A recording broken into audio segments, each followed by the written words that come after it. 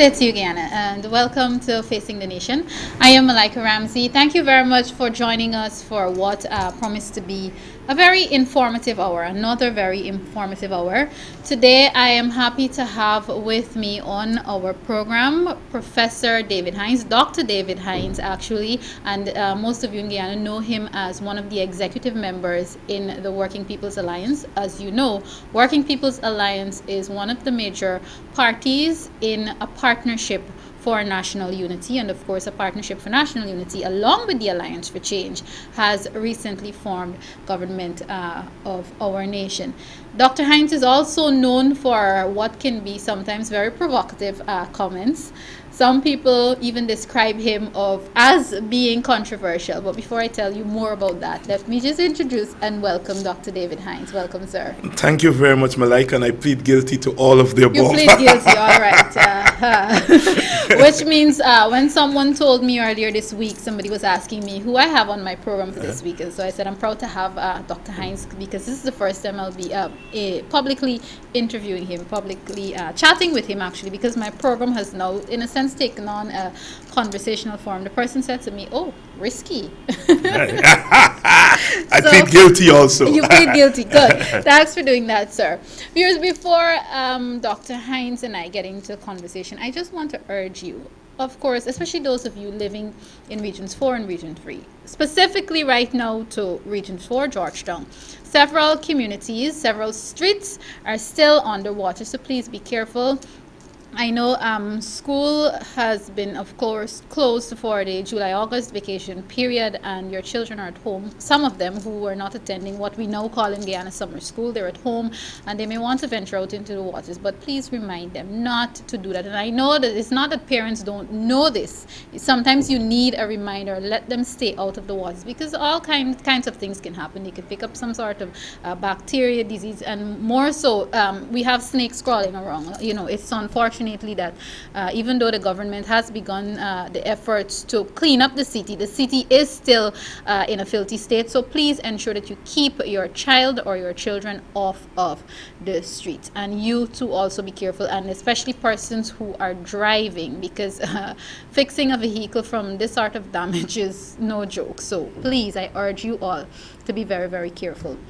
Dr. Hinds, even before we really discuss a number of issues that I want to talk about with you, your thoughts on the current flood situation, and then even before I get a response from Dr. Hinds, viewers, I know there are some persons out there in a very silly way who have been blaming the current administration. How could you blame the current administration for this when they've had 2 months, about thereabout? Your thoughts, Dr. Hinds? Well, you know, there's some issues, Malika, that should cut across partisan divide, and this situation with the flooding of the coast is one of those. I don't think you can blame a government for flooding. I mean, that's crazy. You can hold the government responsible for its response to the flood situation. And I can tell you, I've lived long enough, and I've lived under several governments in this country. And I have to say that this government, this Minister of Infrastructure, and I noticed that the Minister of Agriculture and the Minister of Social Protection have all come together, has been the most proactive that I have seen in the situation of natural disasters here. So this craziness of blaming the government is really carrying partisan politics too far. And it's one of those things that is wrong about this country. And I can say without any fear of recrimination or anything of that sort, that this government, in its short stint, has really been the most proactive. And that's all that government can do in these circumstances. Of course, we have to think about a long-term plan to deal with this situation, global warming, environmental problems, and that will take a really coming together of our experts here locally, experts internationally, and the political parties and stakeholders to work with a long-term plan. I'm happy that you talked about a long-term plan, because with the previous administration, what we see is that, and we can admit this, even if we don't watch out, we will fall prey and become guilty of it. What we see is when the flood waters recede, their homes are dried, the carpets are dried, and everything is all honky-dory, and we all relax until next 3 or next 6 months when the rain comes again, and then you start with this. Do you see a willingness when it comes to this current government to make efforts, put plans in place to have indeed a long-term plan? We can't stop heavy rains. We can't stop it. But do you see a willingness thus far for them to put a long-term plan in place? Certainly at the level of rhetoric. And I know some of the people involved, and I know they're serious about what they want to do.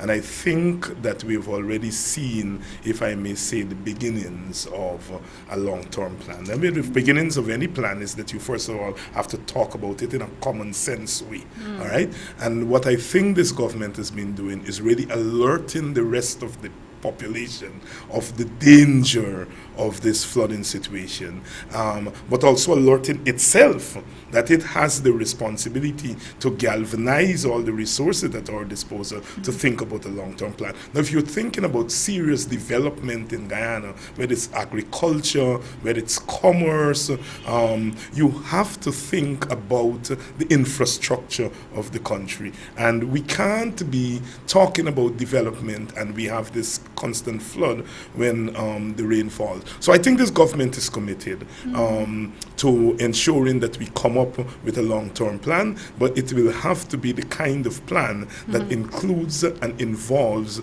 all stakeholders and includes all of our resources that we have at our disposal and our ability to access resources that we don't have. One of the things you mentioned in saying so much is that, which I am grateful for, is that you talked about finances, financial resources. Now, this is basically a spin-off. What are your thoughts on the fact that the finance minister has, of course, he used far more sophisticated language than I'm about to use. He's basically said that, look, we're broke. We took over empty Treasury. You know, how do you see government dealing with that challenge? Well, it's a big problem. All over the world, when a new government comes into power, it goes into the Treasury, it meets a situation that it didn't bargain for. That happens. But I think in all my studies of post-regime situation, of regime change and government change, I think this is one of the worst in the history of the English-speaking Caribbean, right? You're really coming into the Treasury and you are meeting not the resources that you expect there. But what is worse is that these things are showing up every day. I mean, the audit that is going on, unearthing a lot of the malpractices as it refers to the resources. And so we're really in dire straits in that kind of situation. A new government comes in, it expects a few things. It expects some resources to get off the ground immediately. It expects a kind of gentlemanly support from the other side. It doesn't have that. This government has tremendous challenges in terms of garnering the resources. And Malika, if I may say, it has to contend with the raised expectations of at least those who supported them. And the raised expectation is not just on the rhetoric on the part of the new government, but expectations that were buried and trampled upon for 23 years. And so with the lifting of that giant from off the backs of the people, and sometimes not also on the backs, the chests of people, people's expectations of the government are born of their own relief from frustrations. So it is not just that the government promised, because I don't think that the coalition promised anything that was so extraordinary. It had a 100-day plan. I think it was a realistic plan.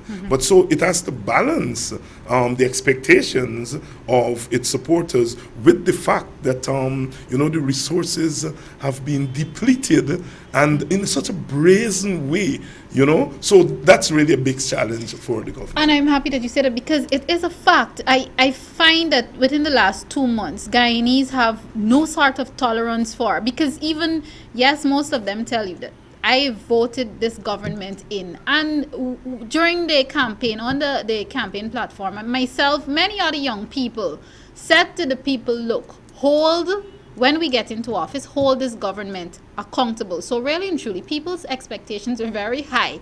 And if something is done or is said thus far that they simply do not agree with, or they feel that they were not consulted, there's a big uproar. And I think with the new government, social media for Guyana has gotten a little more popular because people go there and vent. Now, how would you advise government to deal with? Some may even describe it as this sort of impatience that we may see coming from our citizens. Our people are not unreasonable people.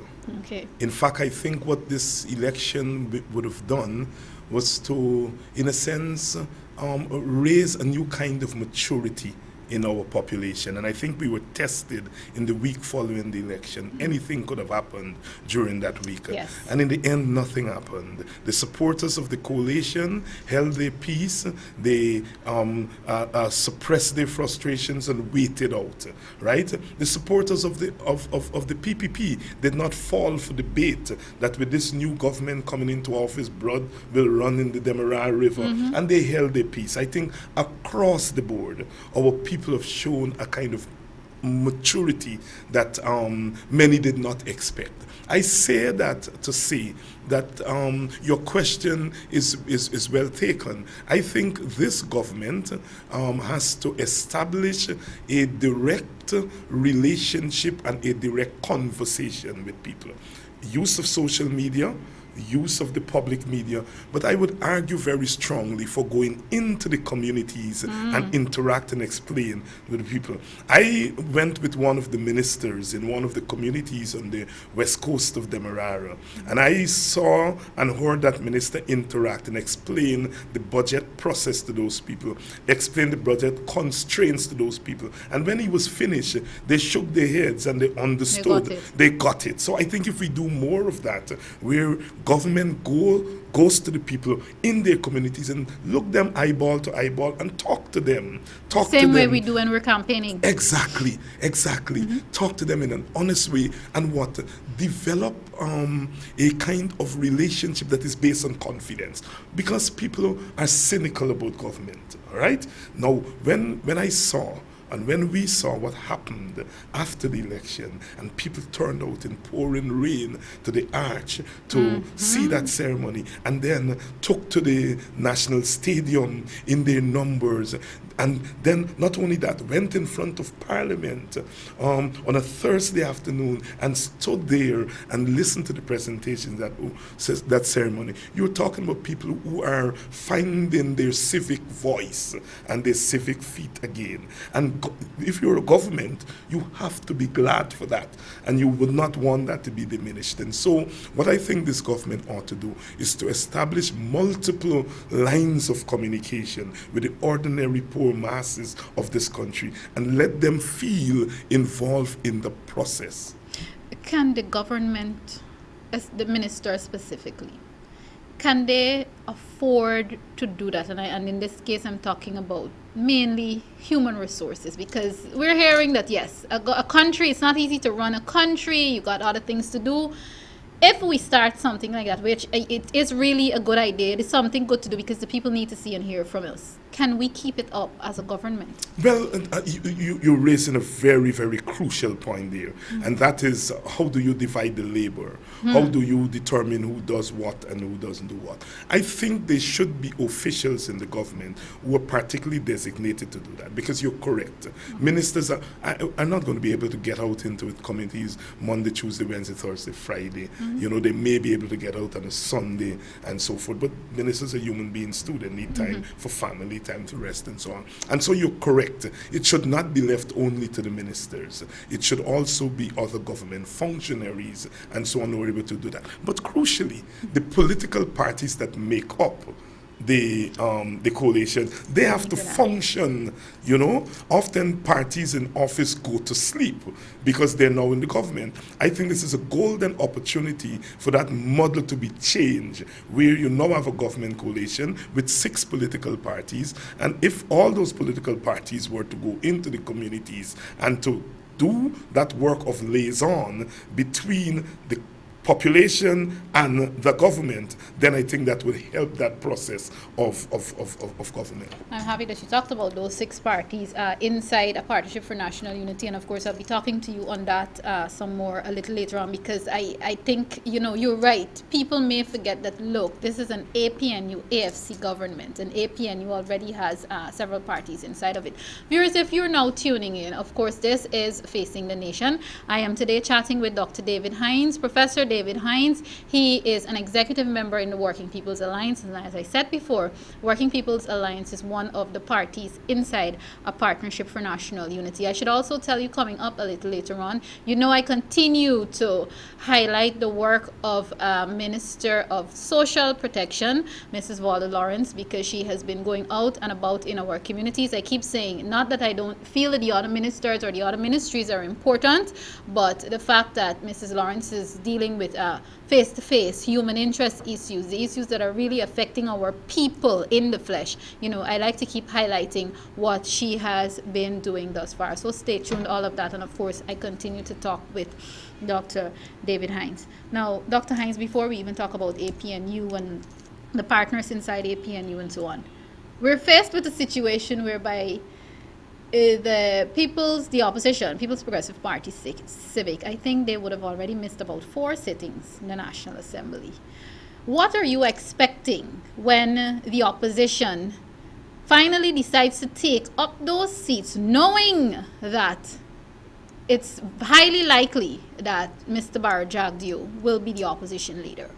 I think it's going to be quite confrontational. I think it will take parliamentary confrontation to another level. They've signaled that.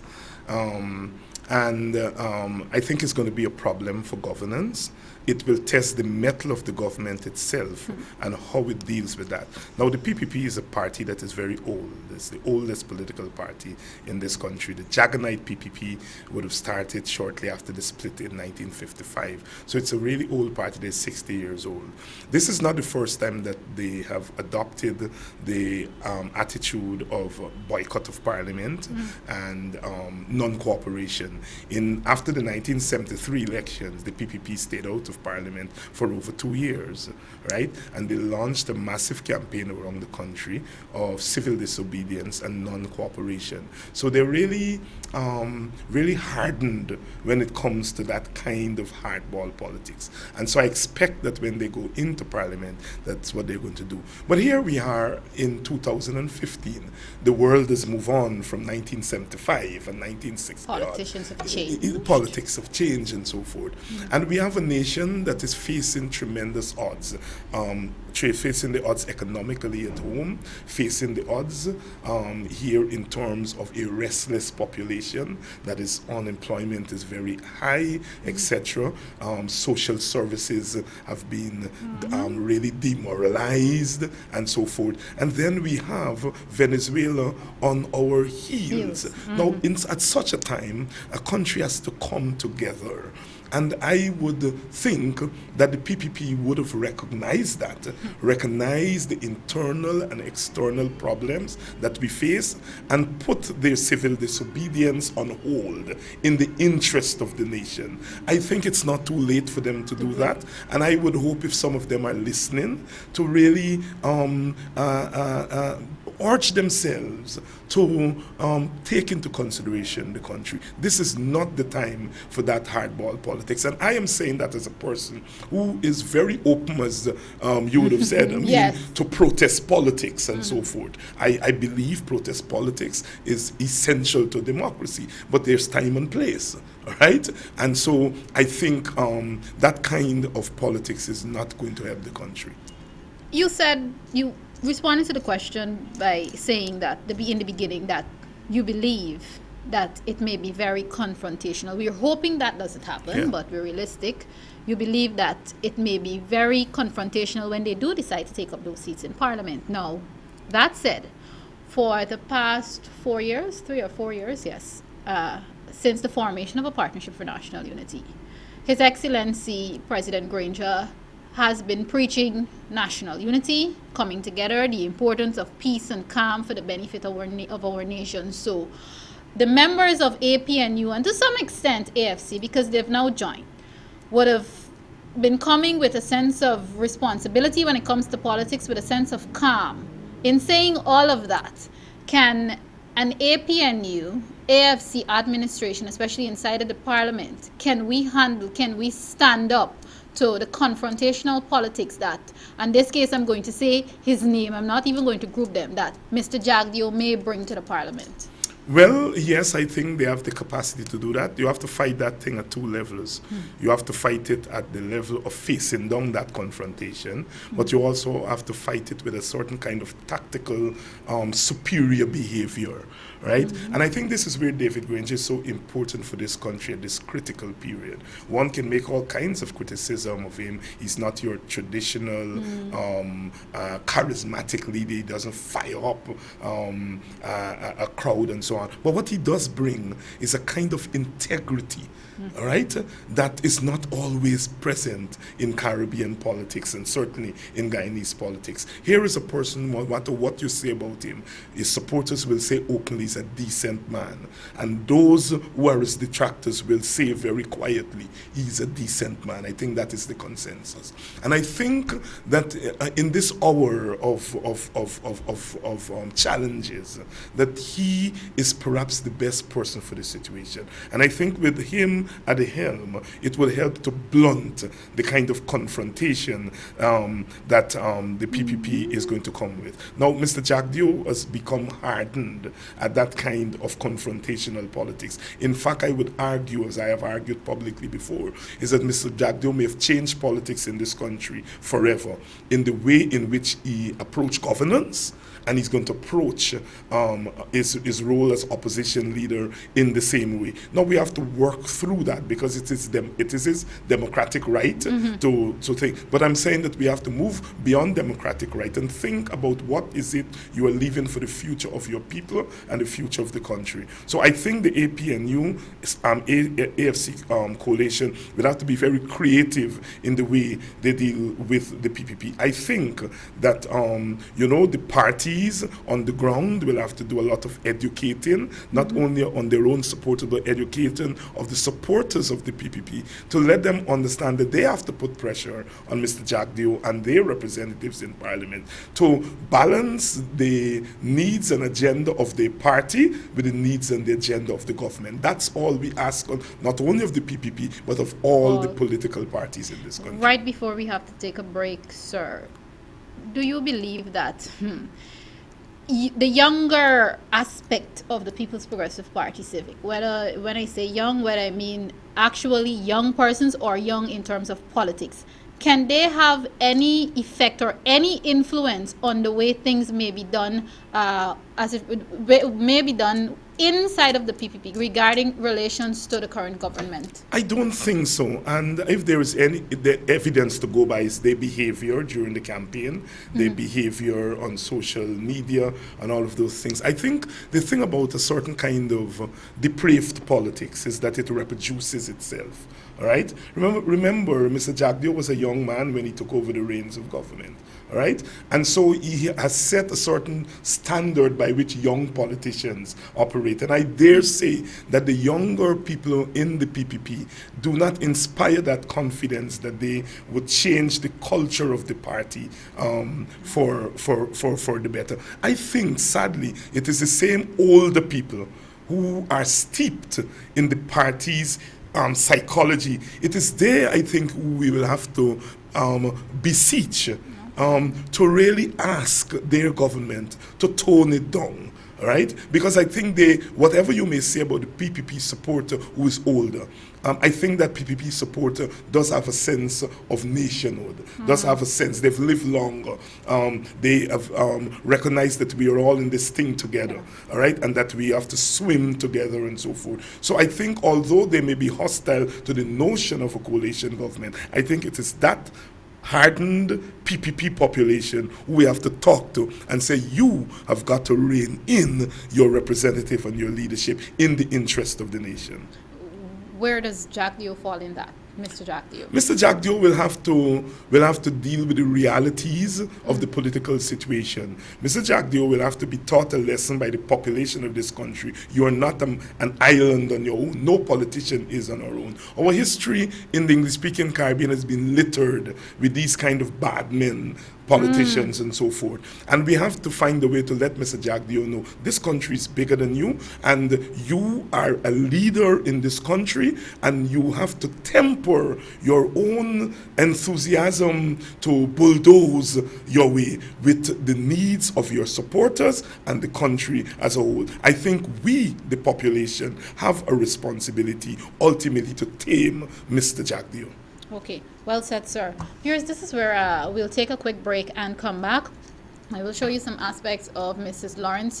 That's the Minister of Social Protection, as I said before. She recently visited the night shelter and, of course, spoke with some of the residents, for want of a better word, some of the residents there. I don't like the word inmates at all, but she spoke with the residents there and some of the staff members and so on. So take a look at this clip, and I'll come back and have much more with Dr. David Hinds. Stay tuned.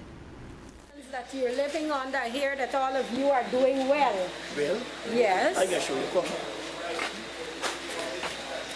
I was waiting for this. Is water running in here? No! No water. For years. But you have a lot of vacant beds tonight. What happened? They didn't Something come in? got to work. They did gone to work. Okay. What's going on here? Doesn't walk, is it? Can't walk. And this is how no sheet, no nothing, no clothes, no anything? We talk about the ladies come and look at you, no how.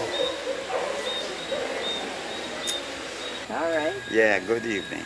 Good evening. Can you tell me your name, please? My name is Valda Lawrence.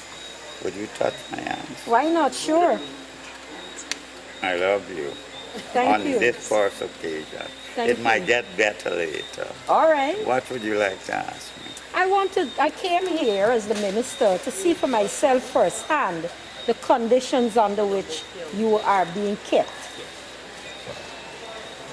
The conditions is appalling. Very appalling. We accept what we got. We take what we get. But when you come down to the bottom line, you cannot ask. And then you're being denied of certain things, right? For one, let's talk about, am I privileged to go for Please do. like the sanitary condition, very bad. And another thing, forgive me, I come from the country, That's right? fine, that's fine, that's Good. okay. The orderlies in here, they got some that could understand. They have others that come here to capitalize. People that is in here. And I think they should give us a little break. If I can't walk presently, so I have to ask for a little help. But I got to pay for that help because I'm getting my old age pension. But otherwise, I got my Guyana here, but there's not to spend. I got to go back home, right? Okay. Eventually. So, what I'm saying, I have nothing personal against them, but they must pull themselves together. If you're being paid to do a job, you must look after people who's asking to be, look at the younger people that is come near to destroy the older people. And this is toilet too? Toilet and bathroom. You got it. Look, put it right here. This is where the children don't see. Filth at your front, right? There's come and mess behind here. Through here, the handyman. Go to look down the back. Look behind me. You see it. I've been here for the past 5 months now, 5 months. and I'm a recovered TB patient that's still on medication, and I got like 2 more months.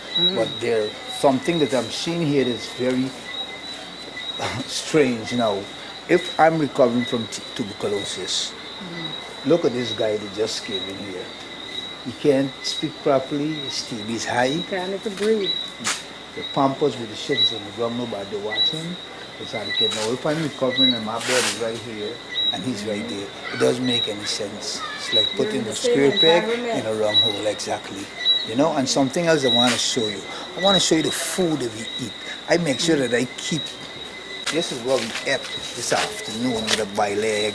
And if you could look through here as a woman, you know, about cooking, you can't see no shallot, you can't see no onion, no nothing. You understand? So you could imagine what this tastes like. Yeah. And the tea in the morning is cold. The tea in the night, I don't know if they could tell me it's bush tea or what kind of tea, but the tea doesn't have no spice inside of it. You know, but you get some hot tea in the night, but in the morning tea always cold. You know, and I think it's very bad. Something needs to be done about it, and something needs to be done about this right here, because sooner or later, I want to say that this whole place is going to be contaminated with tuberculosis, because I think we're not doing enough for so much of people with TB, and they're around, and they're being moving between people that does not have TB. You understand? And it's very So bad. they go and join people to get tea and breakfast and lunch and all of that. Well, this one here, he can't walk. He can't move. So somebody brings stuff for him, you know? But the others, they're Yeah. between them. Yeah, exactly. But since I've been here, this is the first time I've seen something like this happen. Okay, they Because- don't bring them at that stage. No, when I came here, I wasn't this bad. You know, I wasn't this bad. This is bad. You know, this is the worst I've seen since I've come around this kind of situation. You know, and I thank y'all for coming and seeing what's going on. Yes, I want to see what's You know? going on. Yeah, and God bless y'all and stay strong. Okay. All right, thank you. Peace. Sometimes, like today, lunch, we had pumpkin and egg. What pumpkin and egg can give these sick people who are troubling with their nerves? I'm not satisfied over the meals. How long has this been going on for? I'm only here, I would say a month. But I had to go by my cousin to get something extra to eat. I suffer from my nerves. I'm Dr. Harry patient, and I'm pregnant right now. And I'm not satisfied with the meals we are getting. To me, the jail people meals are better than the night shelter meals. When you put your cup and they throw it over, you naturally can see through it. It's actually water. So it doesn't have sugar, you're saying? No sugar, milk. no sugar, you don't taste no milk. It's only in the mornings, the coffee tea will taste a little better. Sugar gives you energy. Milk gives you nourishment. And for a pregnant woman, I'm not satisfied.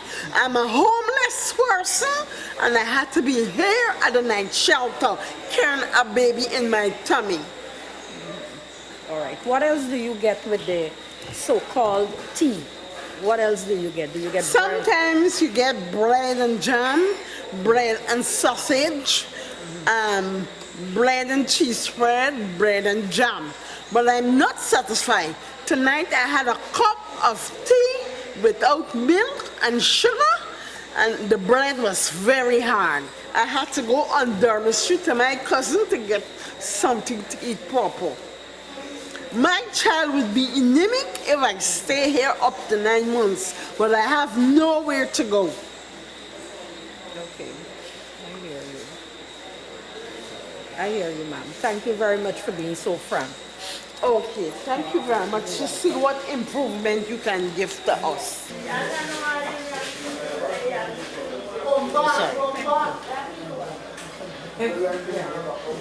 This is coffee? Sure. I drink coffee all the days of my life, and that don't taste like coffee. Could I have some of this? Yes. Open the bread. Can you do that?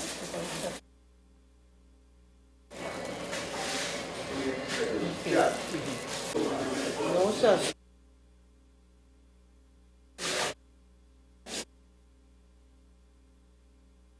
Just certain days we don't attack. The place is really the dirty. It's required the orderlies and the no place to rest for women.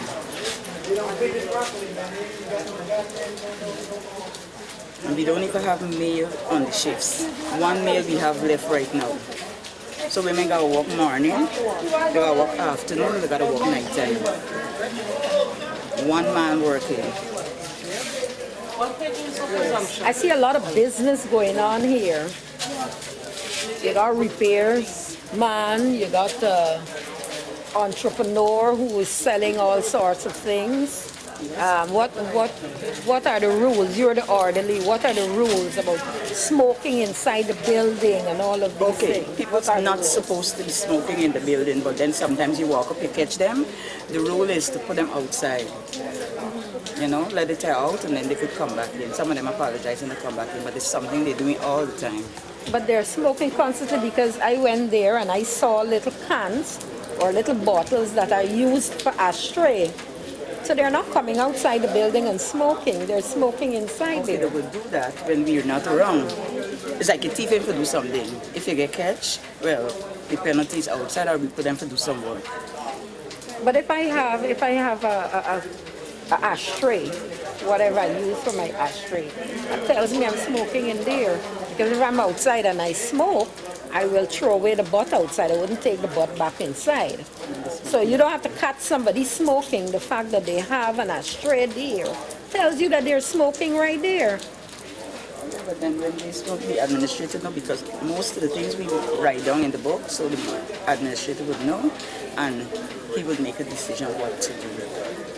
So all you do is document if somebody does something in wrong. and who's out if they have a problem. If they have a problem and we can't deal with it, we contact the police.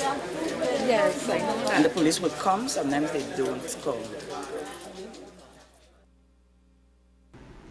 All right, what you were viewing there, and unfortunately, and it's really sad to see the situation in several institutions in our country, and that's why I'm saying I really and truly admire the work that the Minister of Social Protection has been doing thus far, because she understands that people need to see you, people need to feel you, people need to know that you will do what is important and you will do things to address their issues. So for those of you who would have just joined us, that is Mrs. Walter Lawrence, the Minister of Social Protection, as she continues to venture out and about as the days and weeks go by, just to get an idea of what she's really working with and exactly what it is that she needs to put in place to improve our social sector, to better the lives of our citizens.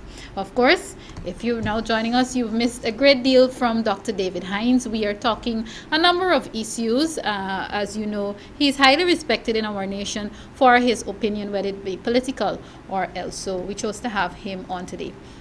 Dr. Hinds, with the time that's left in our program, there are some specific things I want to talk about. First off, there's witch hunting, there's the absence of youth, there's this issue of crime, and again, national unity, the importance of national unity. And I'm going to talk about if you think that we would have achieved that or we can achieve that with this new government. But before I get to that, let's talk about witch hunting.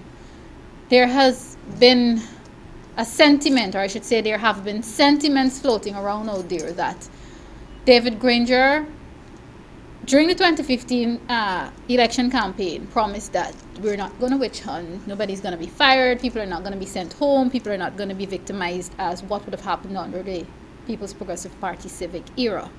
Now, there are some people who are saying that he has gone away from that policy that he had during 2015, that there really and truly is witch hunting in this current administration. Are they on a witch hunt? No. Not in theory or in practice.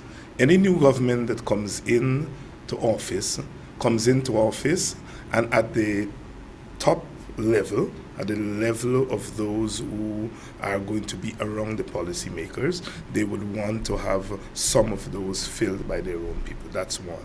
Second, political appointees anywhere in the world know that the people who appoint you politically, when they leave, you leave. You're not even supposed to be asked to leave. You should leave. And so the people that are being asked to leave are political appointees who chose not to leave. Right? And that's not witch hunting, right? Witch hunting is when you go around the place and in a wholesale way remove people who you believe to be members of your opposing parties. And I can not see, I've heard no reports of PPP members being removed from their jobs as teachers, as doctors, as mechanics, as drivers, and so forth, as secretaries in the office. I've not heard of those people being removed. The people who are being removed are the political appointees or those who were appointed in sensitive position but turned themselves into party hacks. Those are the ones that are being removed. And that's not witch hunting. That's normal. Okay. How should, and well, I think they have a handle on it, but how should government in general respond to that? Because you're saying this here.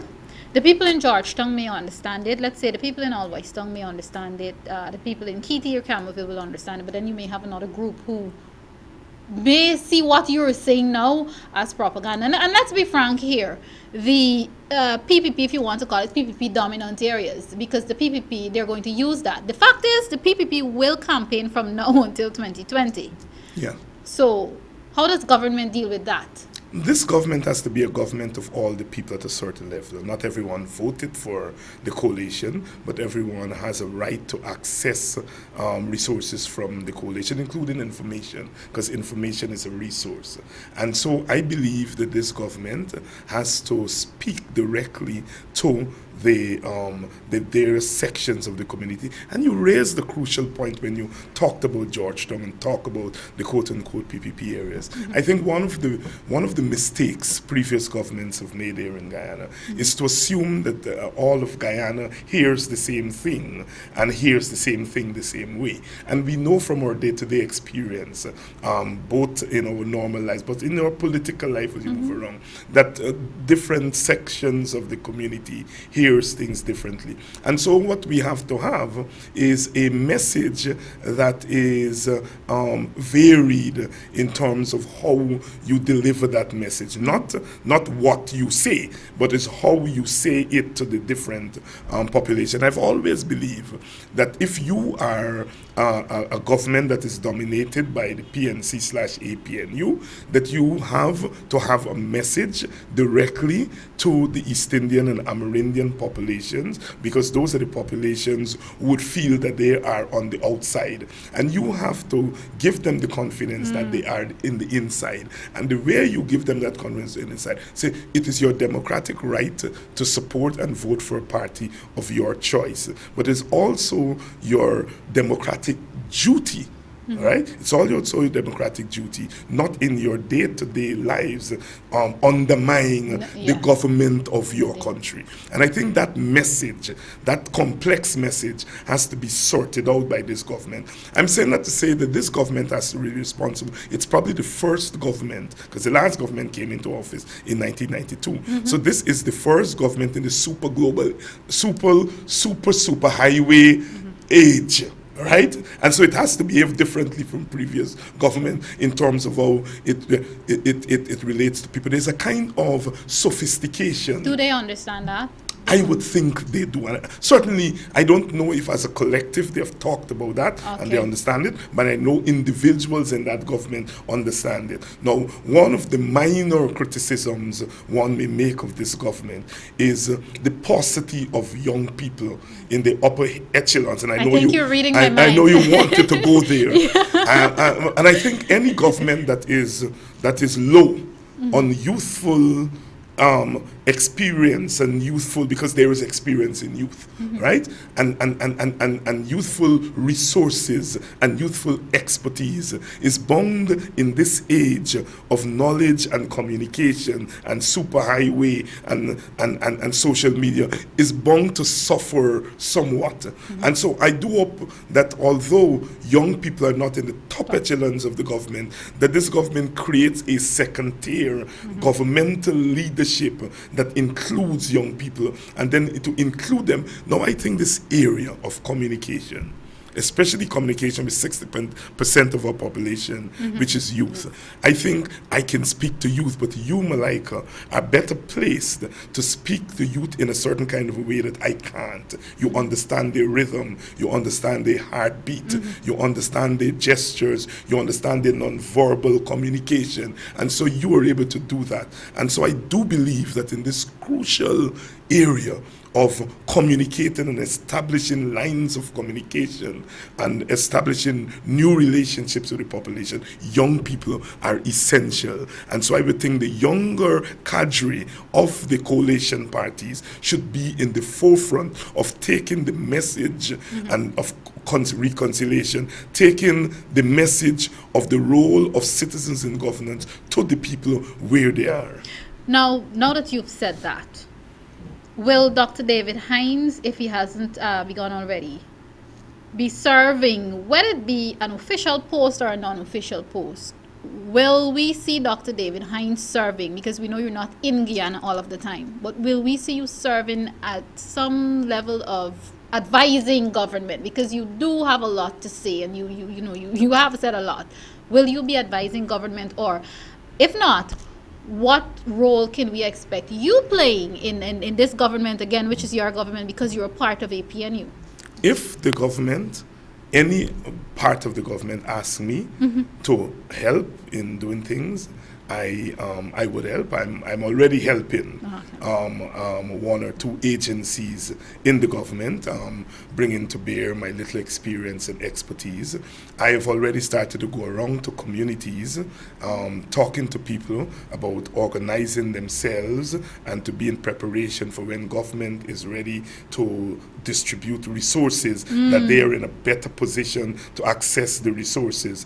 I came straight from a visit to a school in Sophia called Mercy Wings, right? It's a school for at-risk young people and so forth. And they invited me to speak with the staff, the teachers there this morning. And I was talking to them about how is it a school like that is doing very important work can be brought into the mainstream of the education process, so that we don't have one kind of education outside of the process and so forth. And I listened to their problems and their issues and so forth. And I made a promise to them to bring their plight, bring their situation, bring their existence to the attention of government. So it's that kind of work that I like to do, which is to work with people, and bring, yes. And I do consider this government to be my government, and I do not want this government to fail. I do not want this government to go the bad ways of other government. I'm very jealous about this government doing well, and I intend to do my part both in the formal system, the governmental system, but also in the informal system, bringing government to people and bringing people to government. And my traditional role of resistance and protest is going to be there, but it's going to now be channeled in a different way. Because, my protest against the PPP government was to get them out of office. My protest against this government is for it to do the bell and to be the best government this country has ever had. So especially when David Hinds is not in Guyana, we can look forward to him positively criticizing the government, just so that if they're going a bent road, we can get them back on the straight road. Certainly. Fabulous. Now, we talked a lot, especially your work in communities and with people and so on. I know several communities on the east coast of Demerara are near and dear to your heart. You've done a lot of work. Even when we've had troubling times, you've done a lot to try and help to keep the people calm and so on. What would you like to see, or I should ask you, how do you want those, specifically those communities on the east coast of Demerara that were, some people still call some of them troubled communities, how do you want to see them benefit from this new coalition administration? I would like to see them organize themselves as communities, rekindle the spirit of community, that village spirit of working together in their communities. You know what the previous government did in a lot of those communities was to go and to handpick a few people and to give them some resources and have them go around the place sharing out resources. So they had developed a culture in those communities of not organizing as communities, but as individuals going around and seeing if we have a little thing here and there. So I think the first thing that we have to do in those communities, and I'm committed to helping to do that kind of work, is to rekindle the spirit of communities, so that in Buxton yesterday, we met and we charged ourselves with coming up with a developmental program for Buxton that has 4 distinct parts: education, health, agriculture, and infrastructure. And we have set up subcommittees who are going to come up with developmental plans that target projects and programs that are going to help the entire village rather than a certain part. And I intend to do that in other communities, so to prepare our communities to access government. And I intend to lobby the government as much as I can to pay attention to those resources, to those villages, because Malika, we have a Ministry of Social Cohesion, which is really charged with bringing this country together and having it walk on one set of legs and so forth. And I argue that for social cohesion to be successful, we have to have equality, social equality. And I think one of the things that this government, really the past government, did was to really make this country the most unequal in its post-independence experience. And I think we have to be able to make the country equal again. Because when our country is equal, we have less of the anxieties that come with social class, that come with ethnicity, because everyone is able to have some form of security, economic security, cultural security, security in their villages, the security that says that my children will get an opportunity to do better than I do. So I would like to work in organizing those communities so that they can rekindle the spirit of self-renewal and self-activity, and putting them in a place so that they can access government. You specifically mentioned Buxton, which I'm glad you did, because it brings me to this question. Now, in so far, after the elections, you've gone in there and you've spoken to people and so on. What sense are you getting from the people at Buxton now? Is there a sense of calm? Finally, we've achieved victory. Are they apprehensive? Do they have doubts? What are you getting from them now that the government has changed? There is all of that, and one has to expect that there will be all of that. But the good news is they want to take ownership of this government. Buxton is a place that, as we all know, it comes from a strong and vibrant political tradition. And I think whatever happened in that village, that pride and that politically in consciousness is still there.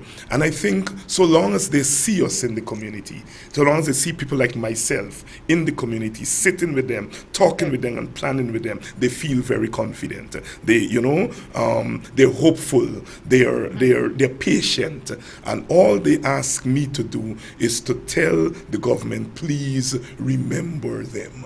Please remember them. And that's the message I'm getting from all of the communities that I've gone into. Please remember us. We made the sacrifice for 23 years of staying afloat when everything was thrown at us.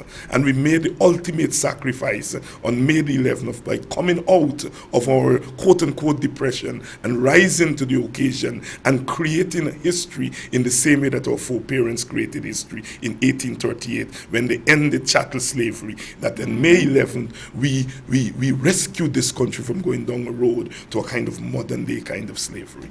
Yeah. Well said. Now, as we begin to wrap up, unfortunately, I think I'm sitting here, I'm so mesmerized. I'm getting all of this information from Dr. Hinds. In saying all of that, you talked about the fact that you were saying that we're not on a witch hunt, the quote-unquote absence of youth in the top bracket. That leads me directly now to national unity. With a coalition government, APNU, AFC, are we any closer to achieving national unity? And you did talk about the Ministry of Social Cohesion. What else can we do now to keep this message going? Because earlier too, you also talked about the fact that we can get lost in government. WPA can lose its identity. if you're not careful, the PNC can lose its identity. Even the AFC can lose its identity. Now, how can we bring all of this together and at the same time still hold on to what we preached in the beginning, national unity? National unity, Malika, is a process. And in societies like ours, is a very tough and sometimes difficult process. But it's a process that we have to trod on all the time. We have to be persistent with it. National unity is not a thing or a place. It's a process. It's something that we work on every day. Sometimes it rises, sometimes it recedes, and so forth. But here is what this government has going for it, that no other government in modern Guyana has going for it. It is a government that was born out of the commitment and the spirit of national unity. I think that even if this government does not achieve national unity in 5 years or 10 years, it can govern as a government of national unity. And I think that is going to be so critical. If this government can govern as a government of national unity, that is, that it is a government that, in spite of what happens, includes all of its stakeholders, youth, women, all the ethnic groups, included in its messages and its programs and its distribution of resources, then I think it can go a long way towards driving our people to that understanding that a permanent national unity is important. You see, national unity cannot be created by government. National unity has to be created by people.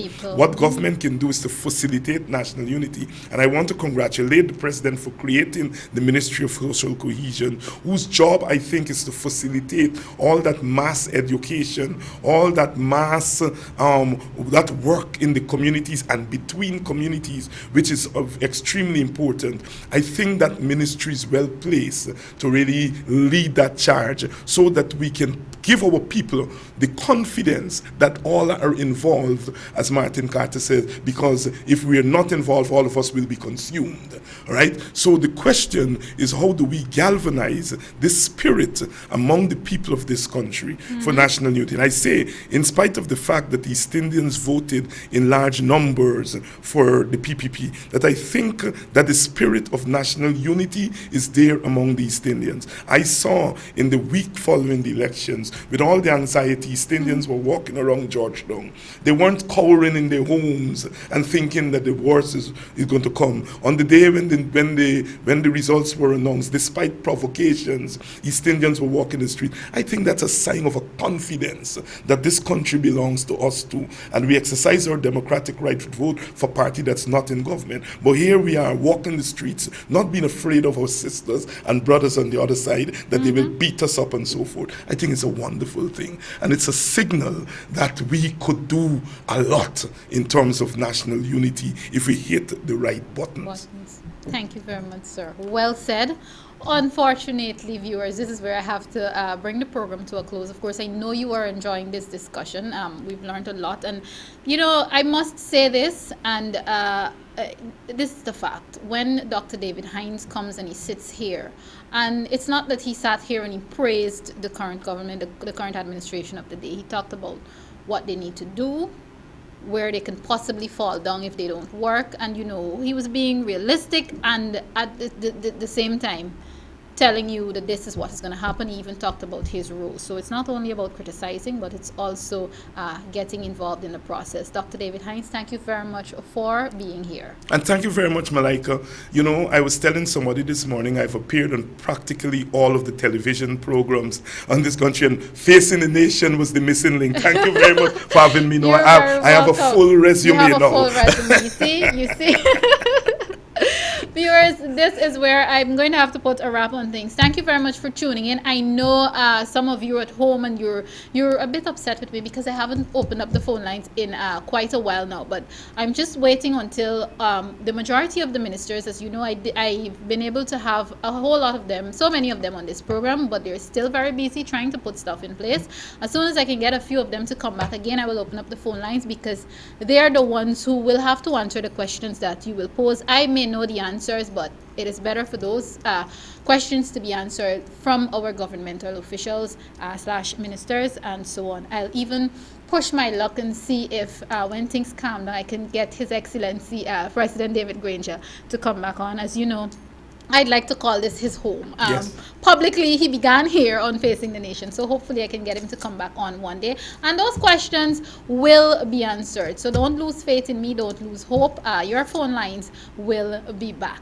I am Malika Ramsey, urging you to be good Guyanese citizens. Take care of yourselves, take care of each other, and of course, join me again next time. Goodbye.